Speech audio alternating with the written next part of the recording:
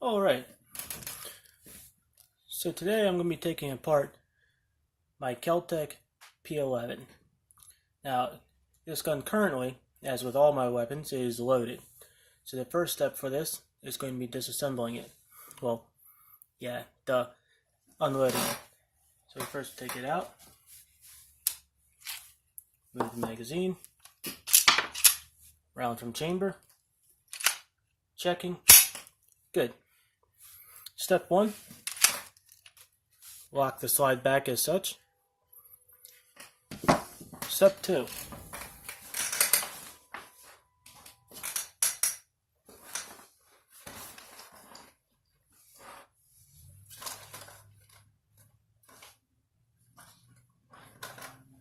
this will work.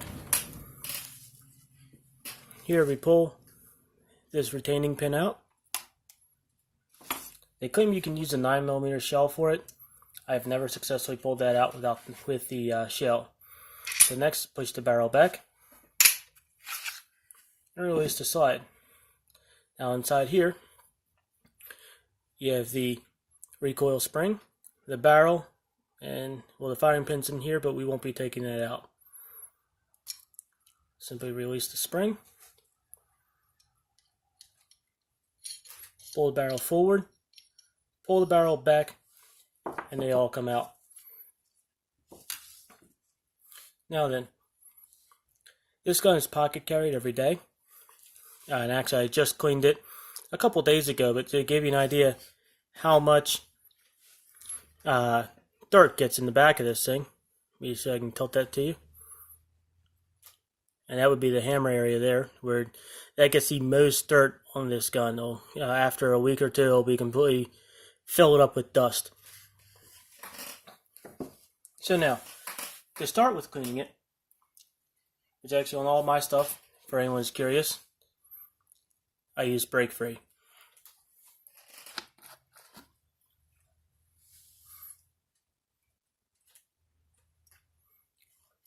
Pull a little out, hope I don't knock my bottle over. And I typically start with the lower receiver, or the frame, I guess you could call it the frame. And the reason I keep sticking my finger in the triggers for the next part, because I tend to back the hammer out so I can clean behind it. And this is the only time that I'm not trained myself to not have my finger on the trigger, other than shooting. And I don't normally clean my guns on camera, so I'm not used to taking extra steps in between.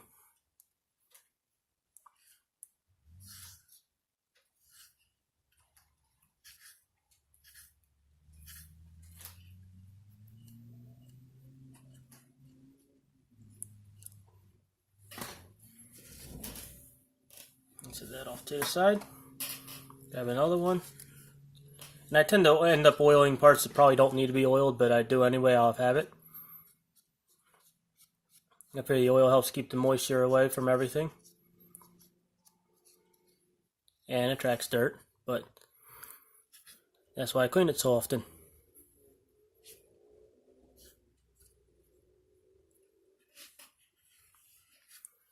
Now, just very light oil. We'll go ahead and clean in the trigger area. You have to excuse me, the camera is offset in this, so it's difficult to tell where I'm actually aimed at. Then I'll clean in the other little spot here.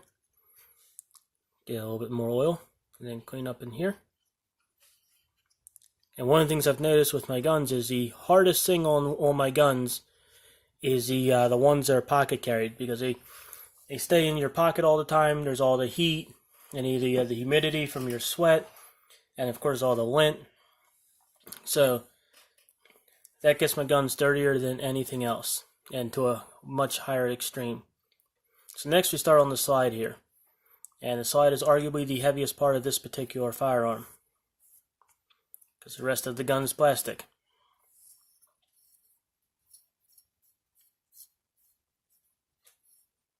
And again, you can see all the dirt that comes off that. And that's just after a few days. And then see the camera will focus on something other than my hand.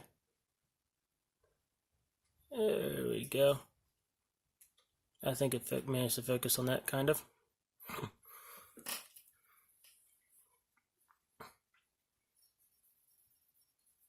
And yes, again, if I didn't put so much oil in it, it would not attract dirt so readily. Then again, it wouldn't be so well lubricated. And frankly, if I had enough brake free to just simply fill a vat with it and toss the gun in it and call it a day, that's probably what I would do.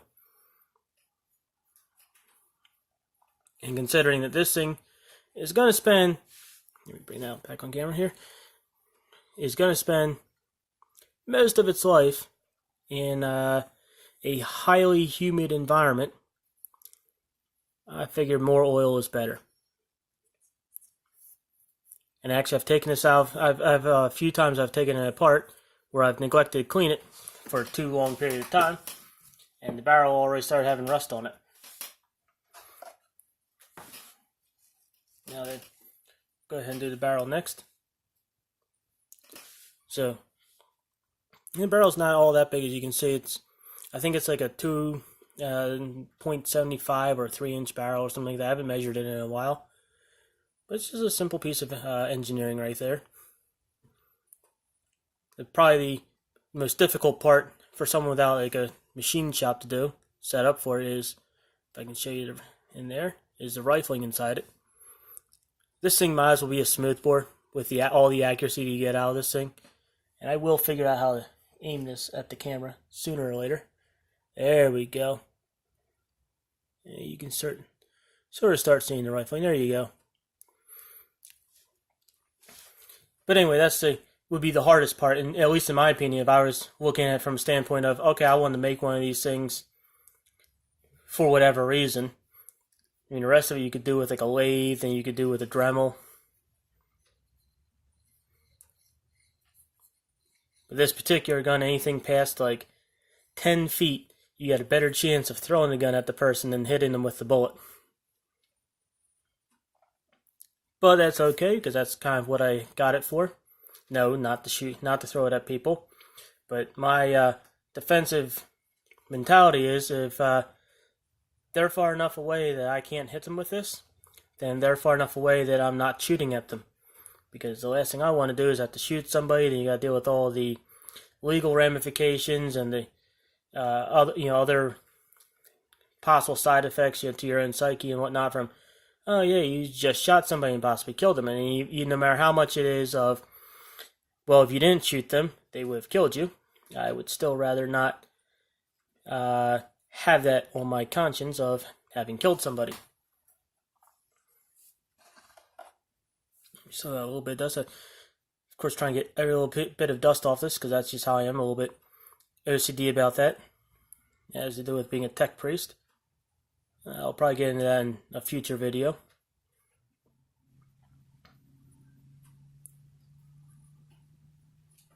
And now that's nice and oiled up. You can set that down. And then just for now, go ahead and stick. Let me bring these over to the camera better again, because I'm used to not doing this on camera. Basically, it pushes that forward, pull that back, and what locks it in place, let me pull this back out again, is this little ridge. Bring this down. This little ridge right here where my finger's at locks right to here. So when this here comes back, it locks in. Now this is why, and I've actually heard of someone thinking their gun was broken because the barrel stuck up like this. This is why the barrel sticks up on a square-bodied semi-automatic. And the reason is, in order for this part here, in order for your barrel and chamber to unlock, they have to drop down. So let me drop that down there, and then the slide can come back. So when the slide comes back, the barrel has to be facing up in order for the slide to be able to come back, because once it goes forward again, it comes back up and locks itself in place. Now then, the springs don't really need too much in cleaning. They tend to actually stay pretty clean on this, and like I said, I just cleaned it a few days ago. So I just keep some oil on them, mostly keep them lubricated, make sure they don't rust. And this particular gun, you're going to see me struggle a little bit for this. This is a pain in the rear end to do, and actually many times it's so much of a pain in the rear end. And this was actually the easiest that went in. wow, first try. But typically, the end of this here fights you trying to come through that hole. And this rod here is actually plastic that the springs ride on, the guide rod. And the beauty of that is it lets you always bend it so you can line it up better with the hole there. The downside to that is the end of this is not perfect. Now I've tried to machine it a little bit to make it a little bit better, to scrape a little bit of material off of it. But it wants to fight you going in here. So you end up fighting with it, and eventually it just goes in. So if I'm feeling lazy, I may sometimes leave the barrel in and leave the spring in, and simply just clean along the rails to make sure it slides smoothly, and then put enough oil in here that it wicks all the way down to the back. Now then, now that we got these all mated together, and this is hammer fired. You can see the hammer here. And the way Kel-Tec does their safety on this, because there is no mechanical, manual safety on it. You basically have your mag release here, and you have your slide release here, and then obviously when it's assembled, you have your retaining pin right here. And the retaining pin, what it's doing is in this notch here, the retaining pin sits in there and actually holds that in place. And it's entertaining if you let the slide fly forward without the retaining pin in place. So what they're doing is that they're using a 10-pound trigger as a safety. So the trigger on this thing, on this gun, and this will, you have to come all the way back, and you watch this long trigger pull. And I haven't even released the hammer yet. Just so I have something to smack against. Go ahead and place this here. So again, long, still more,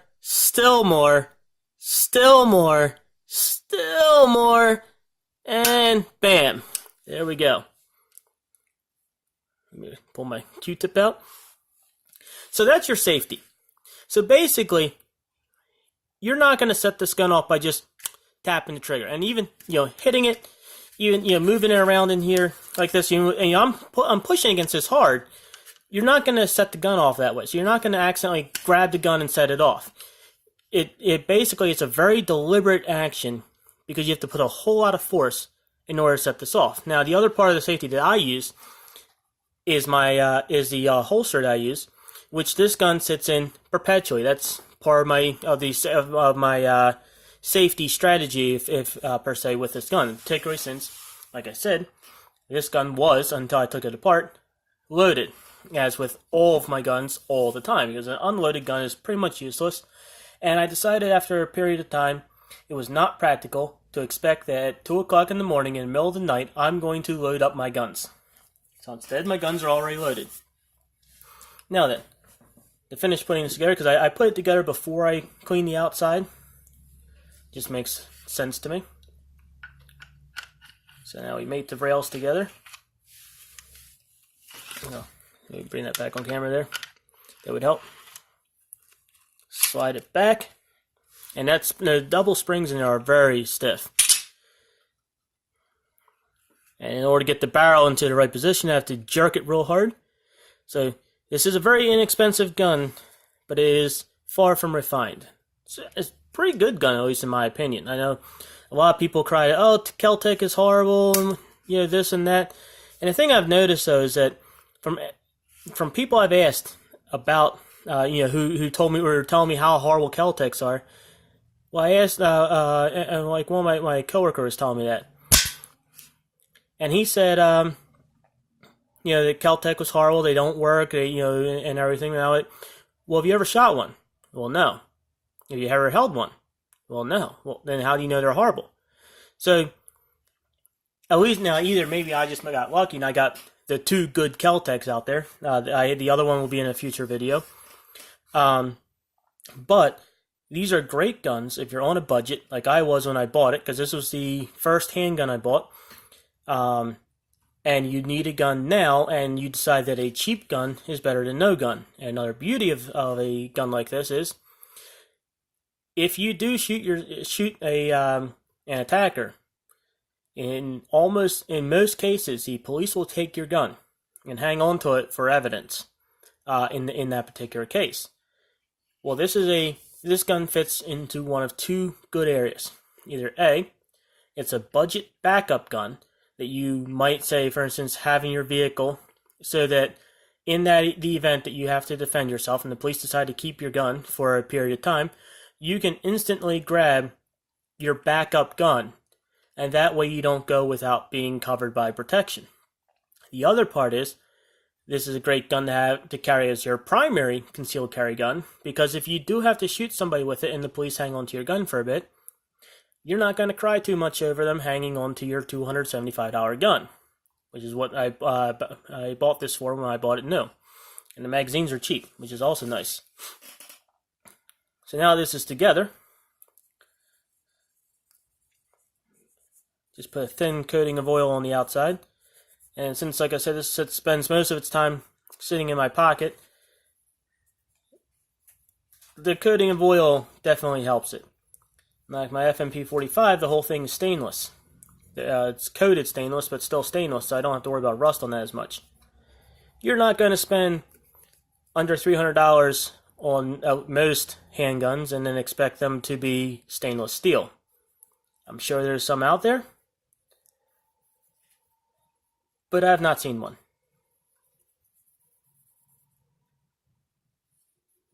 There we go. And now that there is pretty much all that's involved in cleaning my P11. Now then, on to my magazines. Now the first magazine, I'm just going to do a quick brush up on because I haven't done it in a while. And the thing I noticed that the magazine that sits in the gun actually tends to stay pretty clean because the gun pretty much closes up all the entry points. So I very rarely actually disassemble the magazine. Now the magazines I carry as backups, after about 2 days, are useless because they get all nice and crunchy inside there, so I clean them every 2 days. And since I'm lazy and don't want to have to clean them every 2 days, I have multiple magazines. You can never have too many magazines.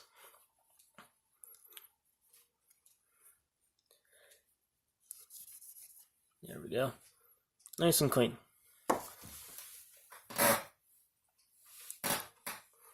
Sorry, my chair is very creaky. So, the final step for me is going to be mating them together. So, put the magazine nice and firm, finger off trigger, pull back firmly, let it fly. Carefully set it down, grab your spare bullet, and half this is going to be off camera because, again, I'm not used to doing this on camera and I can't watch the screen and the what I'm doing at the same time. And that way you have 10 plus 1. And finally, done. Set that off to the side. Now then, let's talk magazines. Now these are the two magazines, or two of the magazines I have, but the two different styles I have. The first one here, this is the factory magazine.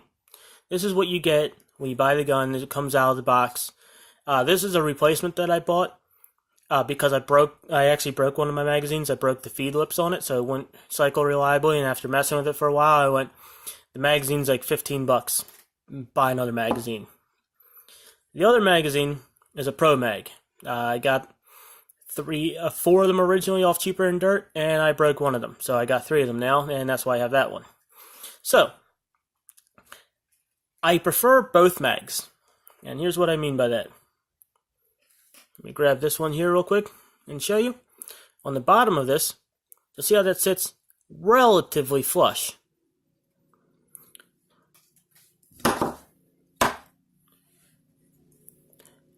This one, when it's in, that back plate sits all the way down about here. So it's very awkward to hold these magazines in the gun. They feel weird. So the reason I like both magazines is these magazines are much more comfortable in the gun, and it takes a little bit to get used to it. Once you're used to having your pinky down there, it's not bad at all. But these magazines are much more comfortable in your pocket, which is why I carry them. So, and the reason for that is their base plate. Let me show you here. Let me try and hold them level. And bring them into angle with the camera. There we go. So the base plate of these, as you can tell, one is plastic, one is metal. One looks like a freaking knife. The other does not. Guess which one is more comfortable in your pocket? So, the one that does not feel comfortable in the gun is much more comfortable as my backup mag. And since I figure if I ever need my backup mag, the last thing I'm worried about is how my gun feels in my hand, because I probably am not noticing that because I'm too busy noticing the fact that I have bullets flying in my direction. That's the one I carry as my backup mag. Now then, because of that, they do get dirty rather quickly. Now to disassemble the mag that comes with the gun. I'm going to grab our little mag disassembly tool here. Not that one. Rod works fine for it. It's the beauty of guns. A lot of tools are not designed to be tools for this, work for this. So basically in here there's a base plate. Inside this base plate is pushed down by the spring. And basically all it does is it holds this base plate in place with this little indent here. So you push that in. It's a lot easier pushing in if you take the bullets out of the mag first. So we're going to go ahead and start with that.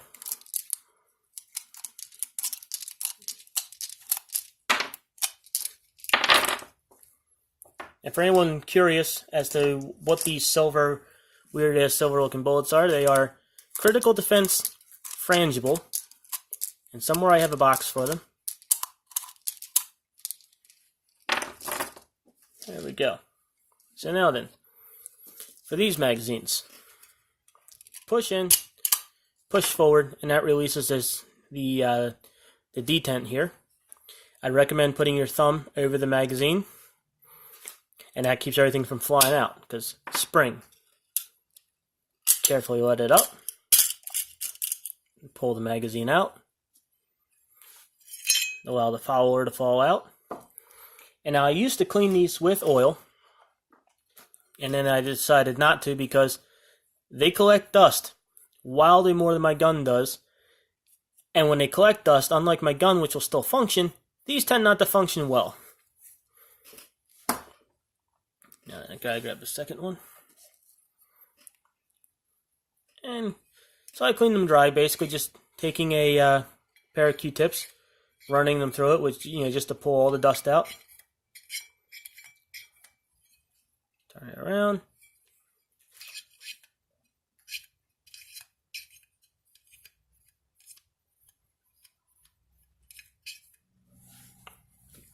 There we go. Now then, the internals of this are a little bit different. And I'll take the other one apart now so I can show the differences here for these internals for the Pro Mag to the other one. Actually, believe it or not, I prefer taking them apart to Pro Mags. Now there's the two reasons for this. One, the first thing you'll notice is it's toolless to take apart. Now no, these did not come toolless like this. You see, since my Pro Mags, I was taking apart so often, it got annoying looking for a tool to push in the detent. So, this was the original retainer. I basically took a Dremel and removed this detent. So now these are toolless. And I actually discovered the idea of doing this because I broke one of them and I basically broke that detent off. And I realized, and then I quickly realized it was much easier to clean it because I could just slide it off.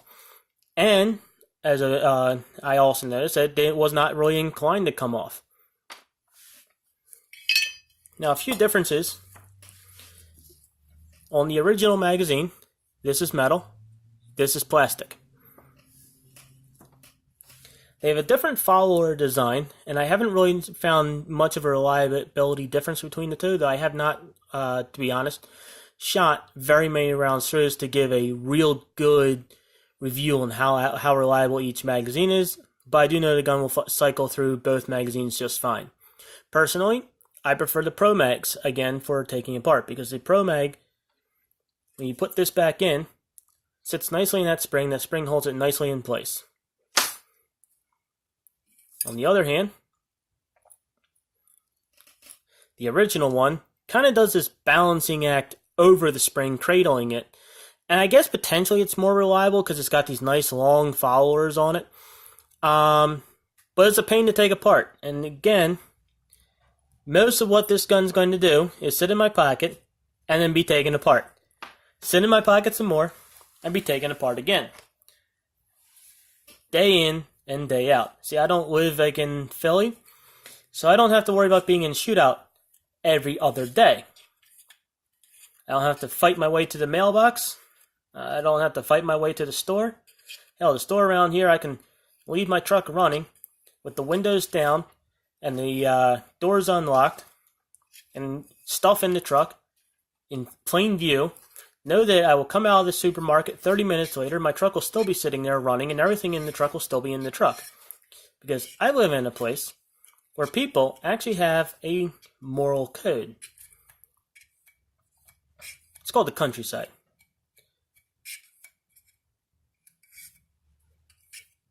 And everybody out here has guns, and everybody carries guns, and surprise, surprise, we have no mass shootings. So that was pretty much, both these are now clean to the extent that I clean them occasionally. Especially if they start getting some corrosion on the outside, I'll clean the outside of the magazine.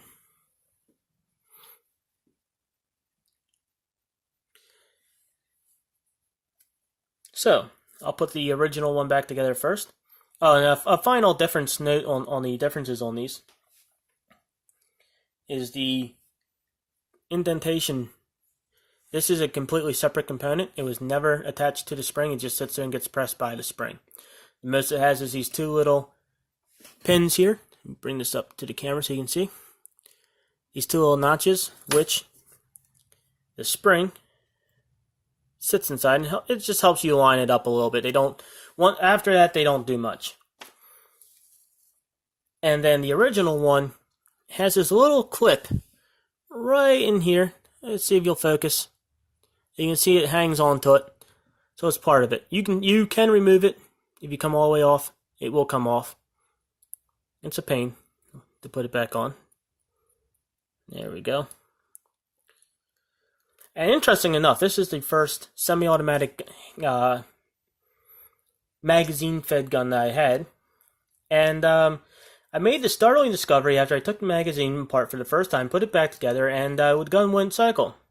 And I'd made this discovery that it actually matters which direction that spring goes. Now, I know, to me now, obviously, it's wildly obvious which way the spring's supposed to go. But,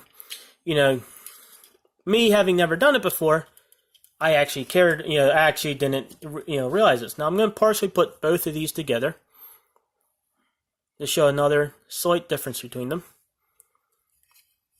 And again, it doesn't really change the functionality of them too much, but it does have a potential extra reliability for the original magazine.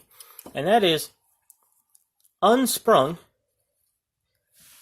you'll see that the original magazine is much longer. And indeed, there is much more tension in this spring when it's unloaded and you just put the base plate on than in this one. However, once again, both of them seem to cycle just fine. So it's not something I'm worried about, but it is a note that this one has the potential to cycle a little bit more reliably because it has that longer spring.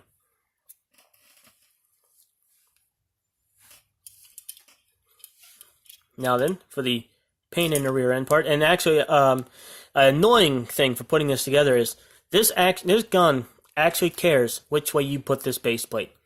There's a direction to go in and a direction to come out, and basically the way you can tell is there's a slight, ever so slight rounding on one side, and you can feel it with your fingers. You're not really going to see it on the camera.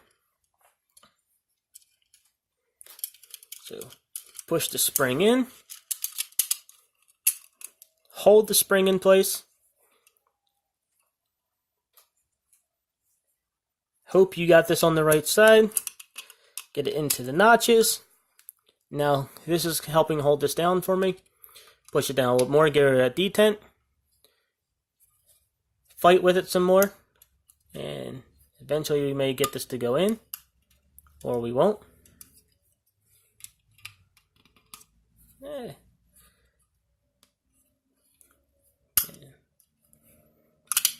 Another reason I don't like taking these ones apart too often. If I can help it, there we go.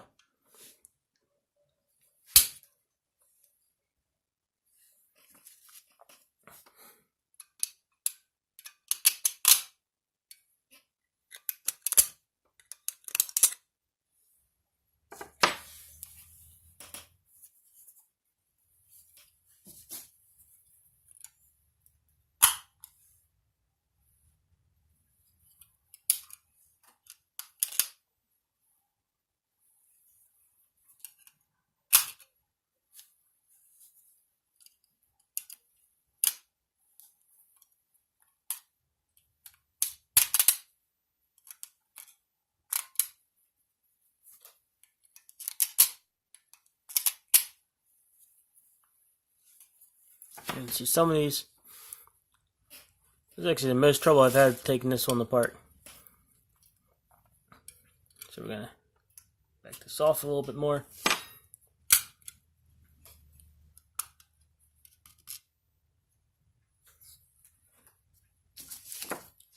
And I'm just about ready to say that's close enough. Actually, this might work for what I'm trying to do. Basically, the detent wants to set off to one side a little bit.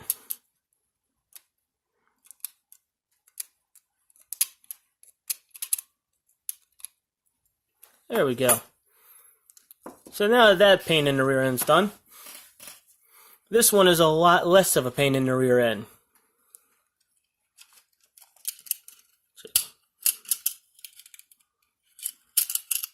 So push this down. Once again, hold it with your thumb. Now this one, instead of sliding all the way underneath the detents, has a little rail that it slides on. So it makes it also wildly easier to figure out which direction this goes on. And that's it. Now you just count out 10 rounds to each. 1, 2, 3, 4, 5, 6, 7, 8, 9, and 10. And 1, 2, 3, 4, 5, 6, 7, 8, 9.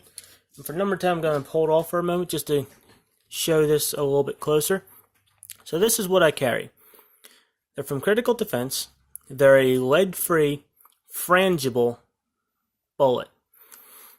And they're also extra light. When the first time you pick one of these up, especially when you pick up the whole box, like the box won't even feel like there's anything in it. So when you pick one of these up for the first time, you're just gonna be kind of like blown away by how light they are, and you're gonna wonder how the hell do they work. Well, the way these work for this particular bullet, their strategy that they're using is extreme velocity, whereas a normal 9mm round might be coming out of there in the maybe low 13s or the even maybe as low as like 1100 or so. This thing's cooking out of there at almost 2,000 RPM. RPM feet per second. I'm also a mechanic, so RPM is a big thing for me. So almost 2,000 feet per second. So you're getting into that rifle velocity area there. And then once the round impacts, it basically it disintegrates inside its target, which is why you have that massive hollow point in there. If you see if I can bring this up so you can see it. And there you go. You can see just how deep that hollow point is. That wall is very thin. So these things are not really going to be going through a whole lot of barriers before they disintegrate. So a few benefits of these rounds is that they are going to have excellent stopping power against what you want to stop. They're going to not be going through your entire house and then into your neighbor's house and killing your neighbor, because that's bad. They're basically going to do what you want them to do, and they're not going to take their time about getting to where you're going at. Though, like a lot of people complain about the 45 ACP having this lethargic pace that it runs at. I think mine run in the neighborhood of 800 feet per second. I got BB guns that go faster than that. But in the whole scheme of things, at pistol ranges of engagement, 800 feet per second is going to get there faster and you're going to react. So it's not really going to be that big of a deal. Until you start getting to like the longer ranges and you're trying to hit that moving target at a longer range, and you guys start having to worry about giving more lead and whatnot. But for the range that I would defend myself at, the velocity is not much of an issue. So that's pretty much it for disassembling, cleaning, and putting back together a Kel-Tec P11. This is the first of my more planned out videos. So there's probably a few little bugs in this one, and we'll try and make you better on the future ones. So at the moment, I have no way to edit these videos, so everything is as you see it. And at some point, if these videos take off, I might actually get a computer and edit them.